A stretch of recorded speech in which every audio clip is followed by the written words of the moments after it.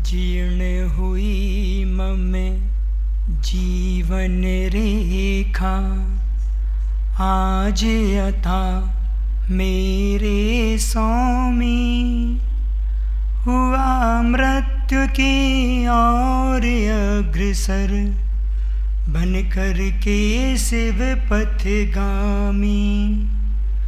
जब तक मोक्ष नगर न आए, मुझे मार्ग का वै देना, देना बोधि समाधि साधना, काया में कितना रहना, काया में कितना रहना। अनंत आनंद सिद्ध परमिष्टि भगवंतों की, मूल श्री नेमिनाथ भगवान की, गुरु नाम गुरु दादा गुरु ज्ञान सागर जी महाराज की, हम सबके आराध्य गुरुदेव भगवान श्री विद्यासागर जी महाराज की, ज्येष्ठ मुनि श्री ब्रह्मण सागर जी महाराज की, निस्वार सागर जी को आदि लेके समस्त मुनि महाराजों की।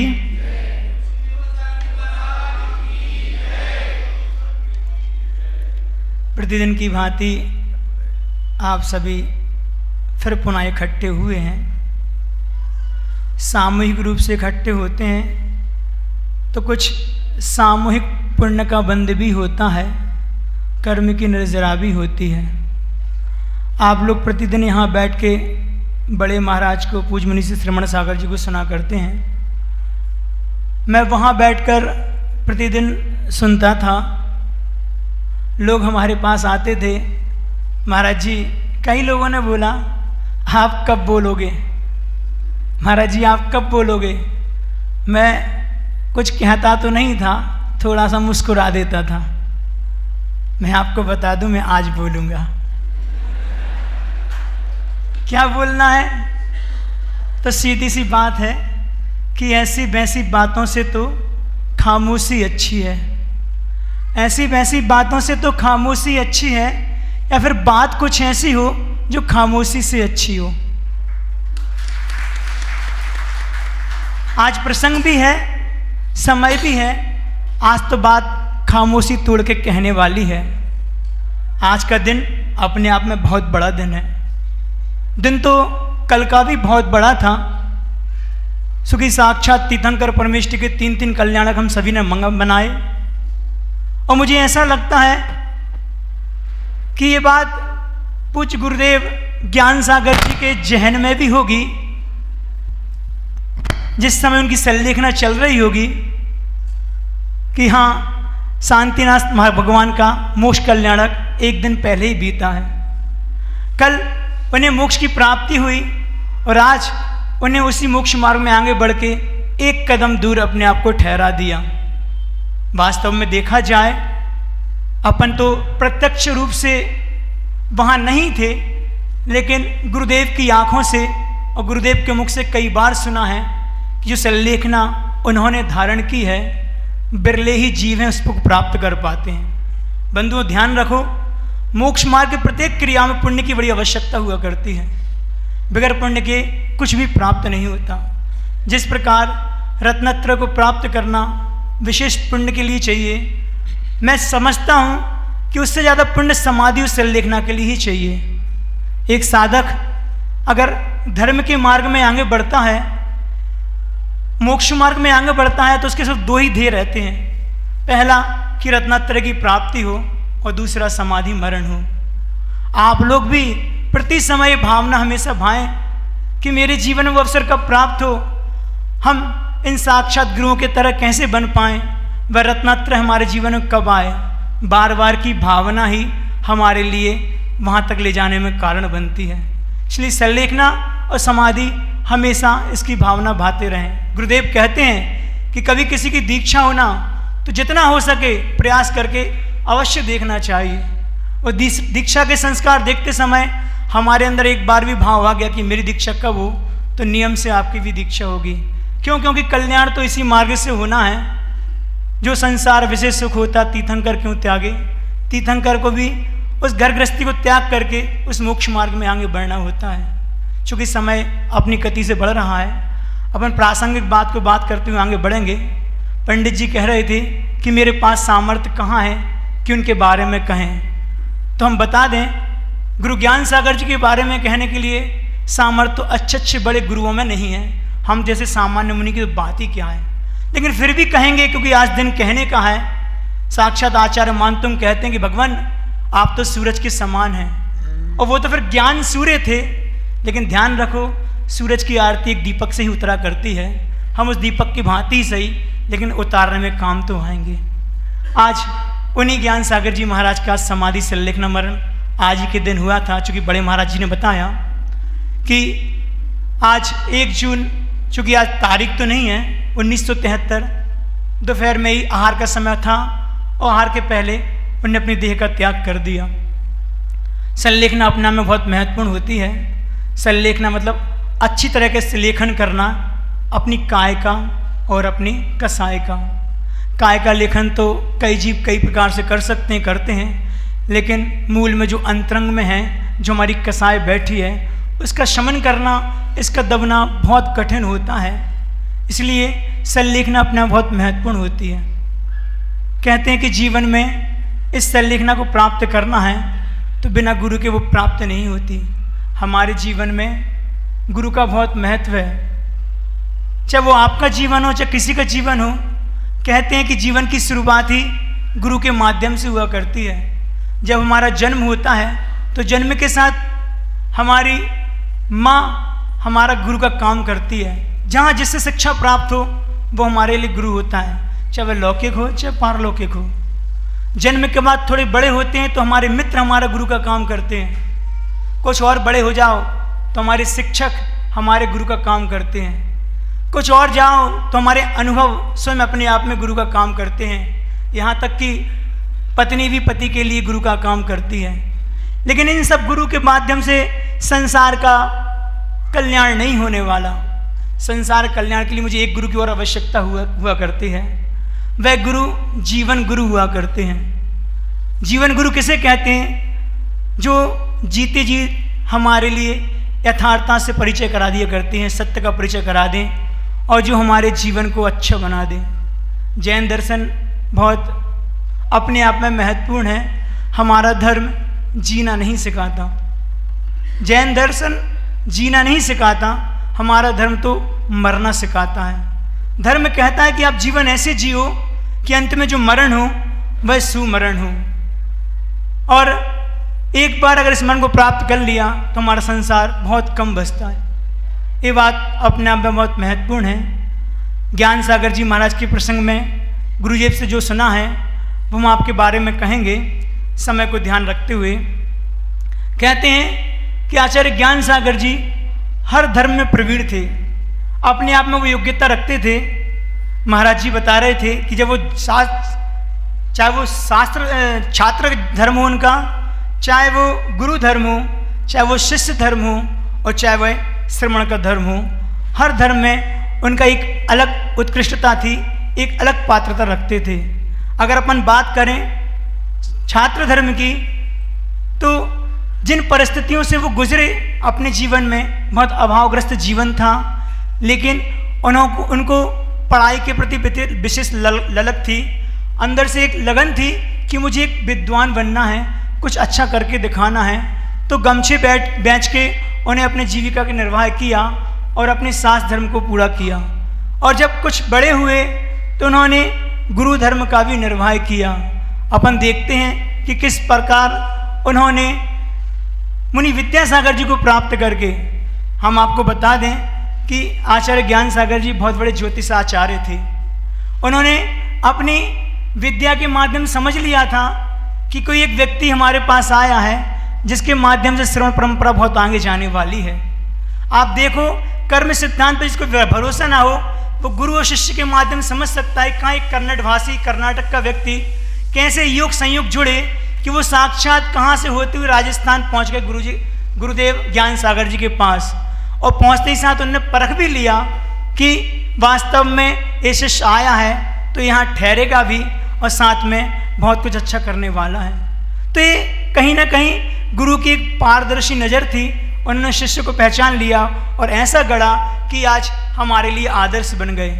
ज्ञान सागर जी महाराज को अगर हम जान रहे हैं तो मात्र गुरुदेव के माध्यम से जान रहे हैं। हमने तो उनको कभी देखा नहीं, लेकिन गुरुमुख से सुना है। तो लगता है देख के कि जितनी कृतज्ञता वो ज्ञापित करते हैं, उनके पास शब्द कम नहीं पड़ते, शब्द संख्यात हैं, लेकिन जब उनका वर्णन करने की बात आती है तो गुरुदेव शब्दों को भूल जाते हैं। और वो ऐसी ऐसी बात बताते हैं कि सुनकर आश्चर्य होता है। प्रतिवर्ष 6-7 वर्ष गुरुजी की सन्निधि में आज का दिवस बनाने को अवसर मिला। हम कल बता रहे थे लोगों को कि हर वर्ष गुरुजी इतना मार्मिक प्रवचन करते हैं आज के दिन कि वो स्वयं रोते हैं और सबको रुलाते हैं। और कुछ विशेष भी करते हैं, चाहे बहनों के लिए करें, चाहे भाई के लिए करें, प्रथमास्ते लिए करें, आज से लेकर शुद्ध पंचमी तक वो कुछ ना कुछ नया जरूर करते हैं। आज गुरु बिहार में चल रहे हैं। हम भगवान से प्रार्थना करते हैं कि गुरुदेव यूं ही चलते रहें, हम सबको दर्शन देते रहें और धर्म की प्रभावना करते रहें। बंधुओं, बहुत अच्छा प्रसंग है कि नमोकार मंत्र अपने आप में बहुत महत्वपूर्ण हुआ करता है। ज्ञान सागर जी महाराज के बारे में एक प्रसंग आया है, पूज्य बड़े महाराज जी मुख से सुनने को मिला कि एक बार एक महिला थी, वो उनके पास आई और वो महिला पिछले काफ़ी वर्षों से परेशान थी। उसको खूब चक्कर आते थे, हर 10-10, 15-15 मिनट में उसको चक्कर आते थे। उसने गुरुदेव से निवेदन किया कि भगवान आप आशीर्वाद दें कि मेरे लिए चक्कर आते हैं। मैंने कई वैद्यों से दिखाया लेकिन मुझे आराम नहीं मिला। तो गुरुदेव कुछ नहीं कहा, नमोकार मंत्र के माध्यम से उसको जो भी मंत्र पढ़ा हो और उसको आशीर्वाद तक दे के भेज दिया। बाद में बताते हैं कि तुरंत उस महिला को लाभ हुआ और उसके बाद उसने अपने 45 वर्ष का जीवन जिया, उसमें एक बार भी उसको चक्कर नहीं आए। ये साधना का फल है कि साक्षात वह रिद्धि आदि संपन्न थे। उनके बारे में जितना कहें वो कम है। वह अलौकिक समृद्धता के धनी थे। वे अपने आप में शरीर की अपेक्षा से वयोवृद्ध थे, ज्ञानवृद्ध थे, तपोवृद्ध थे, यहाँ तक कि अनुभववृद्ध थे। हम कह सकते हैं वे वृद्धों में भी वृद्ध थे, इसलिए अपने आप में समृद्ध थे। तो अनेक रिद्धियाँ सिद्धियाँ उनके पास थीं, लेकिन उसके बाद भी उस समृद्धि से प्रभावित कभी हुआ नहीं करते थे। जब साधक एक साधना करता है तो ये तो बहुत नॉर्मल सी बात है कि उसके जीवन में चीज़ आ जाती हैं। एक और प्रसंग याद आ रहा है कि उनके पास जब वो पंडित भूरामल जी की अवस्था में थे, जब उनकी दीक्षा नहीं हुई थी, तो एक महिला उनके पास आई और वह महिला कहते हैं कि उनसे निवेदन करती है कि बाबा जी हम बहुत परेशान हैं, घर के लोग सहयोग नहीं करते, चूँकि मेरी कोई संतान नहीं है, तो सबके लिए घृणा की दृष्टि से देखे जाते हैं, आप कोई आशीर्वाद दो ताकि मुझे संतान की प्राप्ति हो जाए। तो कहते हैं ज्ञान सागर जी महाराज ने उससे कहा कि तुम एक काम करो, शांति विधान किया करो। चूँकि शांति विधान पर उनको विशेष आस्था थी और वह आस्था गुरुदेव को भी देखने में आती है। जब भी आप गुरुदेव के पास जाओगे अपनी समस्या लेके, तो गुरुदेव सबसे पहले कहते हैं कि एक काम करो, आप लोग शांति विधान करो। हमारे धर्म में किसी भी प्रकार की शांति के लिए एक शांति विधान एक महत्वपूर्ण अस्त्र है, वो अपने आप में अमोघ अस्त्र का काम करता है। तो पंडित भूरामल जी ने भी उस महिला से कहा कि तुम एक काम करो, शांति विधान करो। महिला ने की बात को स्वीकार किया। कुछ समय उसने शांति विधान किए भी और करने के बाद उसको रिजल्ट मिले कि उसकी संतान हो गई। संतान तो हो गई, उसकी खुशी का ठिकाना ना रहा। वो फिर उनके पास उनका आशीर्वाद लेने गई और उसने कहा कि बाबा जी आपके आशीर्वाद से आपने जो शांति विधान बताया था उसके प्रभाव से बच्चा तो हो गया, लेकिन मैं देखती हूँ बच्चा बहुत बीमार रहता है, ठीक नहीं होता। तो वो कहते हैं कि उसके घर में जो पिताजी हैं वो शांति विधान करें तो ठीक है। तो वो कहती नहीं, उसके पिताजी तो मंदिर भी नहीं जाते, शांति विधान तो बहुत दूर की बात है। तो दया और करुणा किसे कहते हैं? जो धर्मात्मा होता है वह करुणा के साथ जीवन जीता है। इतनी करुणा थी कि उन्हें ठीक है उसके पिता नहीं कर सकते, कोई बात नहीं, उस बच्चे के लिए मैं शांति विधान कर दूंगा। और स्वयं उसने उन भूरामल जी ने उस बच्चे के लिए शांति विधान किया, बाद में जाकर उनको लाभ हुआ। तो ये रिद्धियाँ उनके जीवन में अपने आप प्रकट होती हैं। तो ज्ञान सागर जी महाराज के बारे में कहने को बहुत बातें हैं, लेकिन अपन कम समय में समझ लें कि संलेखना हमारे जीवन का बहुत आधार है। जैसे बड़े महाराज जी बोल रहे थे कि किसी ने शिखर तो बना लिया, शिखर बनाने के बाद शिखर की शोभा उस कलसा से हुआ करती है। इसी प्रकार रत्नत्रय की महक अगर जीवन में लेना चाहते हैं तो सल्लेखना के बिना वह संभव नहीं है। एक साधक के लिए बार बार ही प्रयास करता है, प्रतिदिन एक भावना भाता कि भगवान अंत समय में जो प्राण निकलें वो समाधि उस सल्लेखना के माध्यम से ही प्राप्त हों। प्रतिदिन समाधि भक्ति में 4 लाइन पढ़ते हैं, आप लोग भी पढ़ते होंगे, साधु प्रतिदिन इसको याद करते हैं। आवाल्या जिन देव देव भक्ता श्रीपादयो सेवया सेवा सत्य विनय कल्पलतया कालोदया वदगता तौम तस्या फल मरते तद्धुना प्राण प्रयाण क्षणे तो नाम प्रतिबद्धवण पटने कंठुस्त कुंठुमम। क्या भाव है इसमें आचार्य महाराज कहते हैं भगवान बाल्यकाल से लेकर जवानी तक और जवानी से लेकर अंत समय तक मैंने सिर्फ अगर कुछ किया है तो आपकी सेवा की है, भक्ति की है, आराधना की है। और हम इस सेवा के बदले, भक्ति के बदले हम कुछ नहीं चाहते, मात्र चाहते हैं तो सिर्फ एक चीज़ चाहते हैं कि अंत समय में जब मेरे प्राण मेरे कंठ में हों तो इस कंठ में सिर्फ आपका ही नाम निकले।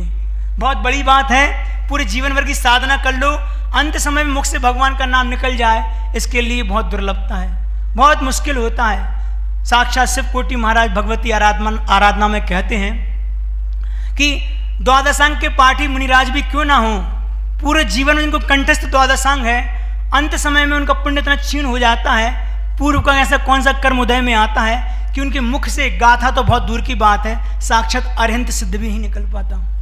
भाई अनंत सिद्ध निकलना अपना में बहुत दुर्लभ होता है। तो गुरुदेव कहते हैं कि वो अगर हमारे अंदर से निकल रहा है तो समझो हमने अपने जीवन की बहुत बड़ी उपलब्धि प्राप्त कर ली। आप लोग को भी प्रयास करना है कि हमेशा ये भावना भाव कि भगवान अंत समय में मेरे कंठ में आपका नाम रहे और इस नाम के साथ ही अंतिम मरण को हम प्राप्त करें। ज्ञान सागर जी महाराज के बारे में गुरुदेव से एक प्रसंग सुना था, उसको पूरा करके बात करेंगे, 10 बजने को हैं। एक बार गुरुजी कह रहे थे कि ज्ञान सागर जी महाराज की एक अनोखी तल्लीनता थी। अध्यात्म के रसिक तो थे ही वो, लौकिक जीवन में रहते हुए लौकिकता से परे थे, अपने जीवन को निश्चय के साथ जीते थे, अर्थात जितना प्रयोजन चिंतन मनन और अपनी आत्मा को समय देते थे। साधु तो वही होता है जो प्राय करके अपने जीवन को निर्विकल्प समाधि की ओर ले जाए, समाधि से मतलब ध्यान की ओर ले जाए, ध्यान की भूमिका में साधु साधु होता है। बाकी प्रवृत्ति के समय तो आचार्य कुंद महाराज कहते हैं कि वह तो अज्ञानी की कोटि में आता है। तो निर्वृत्ति में जब साधु जाता है तो उसको ज्ञानी कहते हैं। उस प्रवृत्ति से हटकर निर्वृत्ति में हमेशा ज्ञान सागर जी महाराज तल्लीन रहते थे। उनके बारे में गुरुदेव कहते हैं, एक प्रसंग सुनाया कि किस प्रकार गुरुदेव अपनी आत्मा में वास करते हैं। गुरुदेव अपने स्वयं के प्रसंग को सुनाते हैं बचपन का, कि एक बार वो एक कुआं के पास बैठे रहते थे, कुआं में वहाँ झांकते थे, उसके ऊपर एक वृक्ष था, आम का वृक्ष था। तो देखते कि आम के वृक्ष से आम गिरते और कुएं में जाके पानी में डुबकी लगाते, जैसे ही अंदर जाते वो तैर के ऊपर आ जाते। आम कौन से थे? कच्चे आम थे, कैरी वाले आम थे। जैसे ही अंदर गए ऊपर आ गए। गुरुदेव समझ नहीं पाते थे कि आम जब पानी में गिरते हैं तो ये डूबते क्यों नहीं हैं, ये ऊपर क्यों रह जाते हैं। एक दिन उन्होंने देखा कि एक आम डाल से नीचे गिरा और नीचे गिरते हुए अंदर डूब गया। वो आम पीला आम था, पका हुआ था, अर्थात वो रस से भरा था। उस कैरी में रस नहीं था, तो कहते वो रस के लिए ऊपर की ओर देखता है, पेड़ की ओर, कि कैसी रस प्राप्त हो जाए। लेकिन जो रस से भरा होता है वह अपने अंदर डुबकी लगाता है। आचार्य ज्ञान सागर जी महाराज उस पके आम की तरह थे, जो एक बार अपने अंतरंग में उतर जाएं तो अंतरंग में डुबकी लगाते हैं, बाहर ऊपर उथले उथले वहाँ नहीं दिखते। तो वो कहते हैं कि हमारी आत्मा एक अमृत के ज्ञान कुंड से भरी हुई है, हम कहाँ संसार की मृग मारीचिका में भटक रहे हैं। कितनी बड़ी बात है। वास्तव में देखें तो हमारे अंदर में आनंद है, हमारे अंदर में शांति है, और हम खोज बाहर में करते हैं। इस प्रसंग से हमें भी शिक्षा लेना चाहिए, जितना हो सके हम अपने जीवन को अंदर उतारने का प्रयास करें। उसने अपने जीवन में सबसे बड़ी बात कर ली, जिसने अपने आप से मुलाकात कर ली। हम अपने आप से तो मिल ही नहीं पाते, दुनिया से मिल रहे हैं। एक समय भी ऐसा नहीं मिलता दिन भर में कि हम अपने आप से मिलने का प्रयास करें। समाधि संलेखना तक पहुंचने के लिए बहुत बड़ा कारण है। ध्यान रखो, मात्र कहने और सुनने से समाधि नहीं हो जाएगी। भावना बानी है उस रूप अपने आचरण को भी बनाना है। आचरण का अपने आप में महत्व है। उस समाधि संलेखना को पहुंचने के लिए सबसे पहले आचरण की भूमिका होती है। ज्ञान तो बहुतों के पास होता है, लेकिन मात्र ज्ञान से कुछ नहीं होने वाला। ज्ञान थोड़ा भी हो, गुरुदेव कहते हैं पर्याप्त है, समीचीन होना चाहिए, लेकिन जितनी भी उज्ज्वलता हो आपके चारित्र की हो, वह चारित्र आपको उस मोक्ष मार्ग में वहाँ तक ले जाने में कारण बनेगी। एक प्रसंग और आपको सुनाएंगे। वैसे तो वह अपने आप में सरस्वती पुत्र कहलाते हैं। उनको 10,000 से ज़्यादा श्लोक कंठस्थ प्रमाण थे, और एक जगह गुरु जी सुना भी था कि जब वो बोलते थे ना तो अरहर की दाल के बराबर ओंठ के नीचे बाएं तरफ उनको एक तिल दिखता था, जो तिल अगर अपन सामुद्रिक शास्त्र के अनुसार देखें तो वास्तव में वह जिनवाणी पुत्र के लिए हुआ करता, जिनको मतलब जीवन में ज्ञान विशेष हो, ऐसे ही जीव के लिए ऐसे चिन्ह उभर के आते हैं। उनके बाईं तरफ ओंठ में एक अरहर की दाल के बराबर एक चिन्ह था, जो गुरुजी कहते दर्शाता था कि साक्षात वो सरस्वती के पुत्र थे, और उन्होंने हमारे जीवन में माँ की तरह सब कुछ पका पका के बना के रख दिया, पूरी रसोई तैयार कर दी। हमने तो सिर्फ मात्र खाई है, कुछ नहीं किया। जितनी कृतज्ञता गुरुदेव हैं वह गुरु के प्रति हमेशा समर्पित करते रहते हैं। और भी बहुत से प्रसंग हैं। एक प्रसंग महाराज जी ने आज सुबह और फिर बताया था कि जब गुरु आचार्य विद्यासागर जी महाराज की दीक्षा हो रही थी तो लोगों को अनुमान था कि दीक्षा में मात्र 5 से 10 हज़ार लोग आएंगे, लेकिन गुरुदेव की महिमा तो गुरुदेव की महिमा थी। तो 10 से 5 हज़ार लोगों के लिए ही आहार तैयार हुआ था, भोजन तैयार हुआ था, ज़्यादा नहीं हुआ था। लेकिन देखते हैं कि दीक्षा में 25 से 30 हज़ार लोगों का आना हुआ। वहाँ के जो व्यवस्थापक थे सारे घबरा गए। उन्होंने कहा कैसे काम चलेगा। वो घबरा के गुरुदेव के पास पहुँचे, ज्ञान सागर जी के पास, और कहते हैं भगवान सोचा कुछ था, हुआ कुछ, भीड़ का सैलाब बहुत ज़्यादा है, भोजन कम ना पड़ जाए। गुरुदेव तो गुरुदेव थे, कहते हैं चिंता मत करो, सिर्फ एक काम कर दो, जो भोजन तैयार हुआ है एक थाली मेरे सामने ले आओ। प्रसंग महाराज जी के मुख से सुना है, आप ध्यान रखो कि कहते हैं थाली उनके पास आई, उनने कुछ नहीं कहा, सिर्फ मात्र थाली को देख लिया, और कहते हैं कि उनने कहा इस थाली को कोई खा के एक स्थान पर रख दो, इसको खोल के नहीं देखेगा, और जाओ जितना सामान वहाँ से निकालना है जो पाकगृह में बना है चलाते जाओ। और आश्चर्य की बात है, जिन्होंने देखा हो कि 25 से 30 लोगों ने पूरा भोजन भी किया, उसके बाद भी भोजन खत्म नहीं हुआ। तो कहते हैं कि जब कोई अच्छा कार्य होता है तो विघ्न भी आते हैं, लेकिन उन विघ्न को दूर करने वाले महापुरुष भी होते हैं, तो विघ्न अपने आप कहाँ टल जाते हैं। ऐसे कई प्रसंग उनके जीवन के हुआ करते हैं। अंत में तो यही कहेंगे कि भगवान जिस अवस्था को आपने प्राप्त किया है, हमारी क्या सबकी भावना है, गुरुदेव भी उसी दिशा में आगे बढ़ रहे हैं, बहुत सजग हैं अपनी संलेखना समाधि को लेके। मुझे याद है पिछले 3 वर्षों में ऐसा शायद है कोई दिन ऐसा जाता हो कि स्वाध्याय के क्रम में गुरुदेव संलेखना की बात ना करते हों। जिस दिन हम लोग को छोड़ा उस दिन भी उन्होंने यही कहा कि मरणांतिम संलेखना जोशिता, कि जो मरण के अंत समय में संलेखना हुआ करती है वह उत्साह के साथ इस साधक लिया करता है।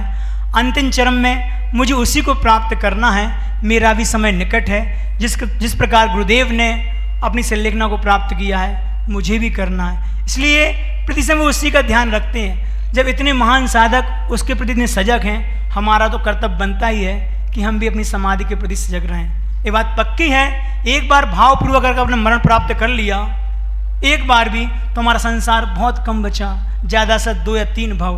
अगर उत्कृष्ट साधक होगा एक भाव में भी, एक भाव दूसरे भाव में भी अपना काम कर सकता है। इसलिए हम भी ये प्रयास करें कि हमारी समय संलेखना और समाधि मरण हो, क्योंकि जन्म जिसका हुआ है उसका मरण तो होना ही है, लेकिन मरने से पहले कुछ अच्छा करके चले जाएं ताकि दुनिया उस रूप में याद रखे।